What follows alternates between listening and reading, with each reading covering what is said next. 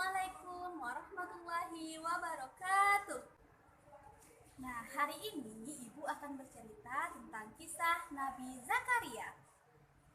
Sebelum memulai kisahnya, ada baiknya kita awali dengan membaca lafaz basmalah. Bismillahirrahmanirrahim. Nabi Zakaria adalah anak dari Nabi Sulaiman. Istrinya Nabi Zakaria bersaudara dengan Hannah. Hannah adalah istri dari Imran. Hannah dan Imran adalah orang tua dari Maryam.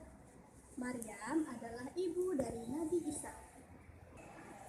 Tidak lama kemudian, Hannah dan Imran meninggal dunia, sehingga Maryam dirawat dan diasuh oleh Nabi Zakaria. Nabi Zakaria sudah berumur 90 tahun, akan tetapi beliau masih belum dikaruniai anak.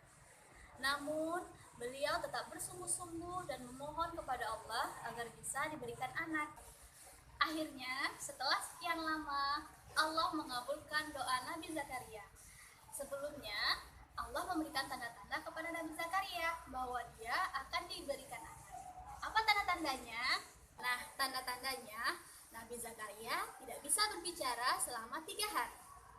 Setelah itu, akhirnya Nabi Zakaria dikaruniai anak bernama Yahya.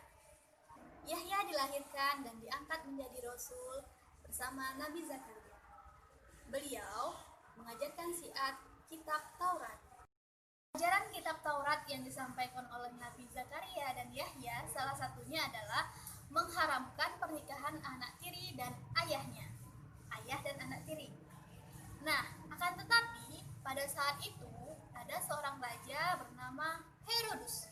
Herodus memiliki seorang anak tiri yang sangat cantik jelita bernama Herodia. Nah, beliau ingin menikahi anaknya. Akan tetapi, tahu sendiri kan tadi syariatnya tidak boleh menikah dengan anak tiri. Nah, Herodus merasa marah kepada Nabi Zakaria dan Yahya karena telah menentang keinginannya. Akhirnya, beliau bersama Herodia menyuruh pasukannya untuk mengejar dan membunuh Nabi Yahya dan Nabi Zakaria. Akhirnya, Raja Herodus menyuruh pasukannya untuk mengejar Nabi Zakaria dan Yahya.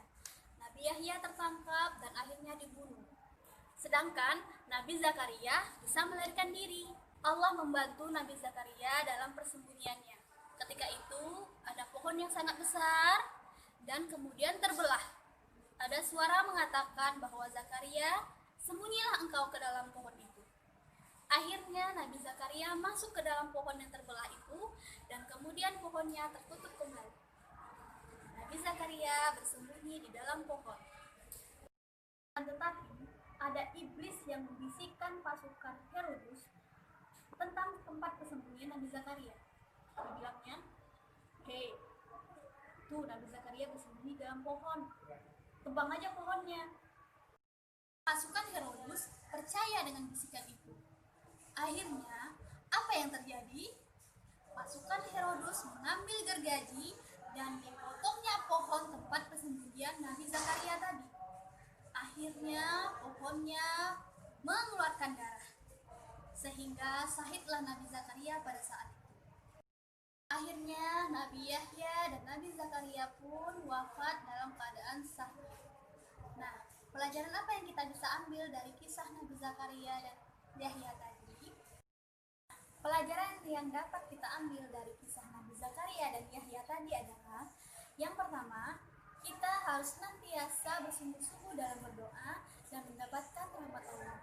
Yang kedua, hukum Allah harus tetap ditegakkan tanpa memandang miskin atau kaya, penguasa ataupun orang biasa. Semoga kita dapat meneladani kisah Nabi Zakaria dan Yahya tadi dalam kehidupan kita sehari-hari ya. Pertama, harus senantiasa bersungguh-sungguh dalam berdoa, dan yang kedua, harus berani menegakkan hukum Allah. Sekian kisah Ibu hari ini, semoga bisa kita berkisah lagi untuk selanjutnya ya. Kita akhiri dengan membaca lafaz hamdalah. Alhamdulillahirabbil alamin. Wassalamualaikum warahmatullahi wabarakatuh.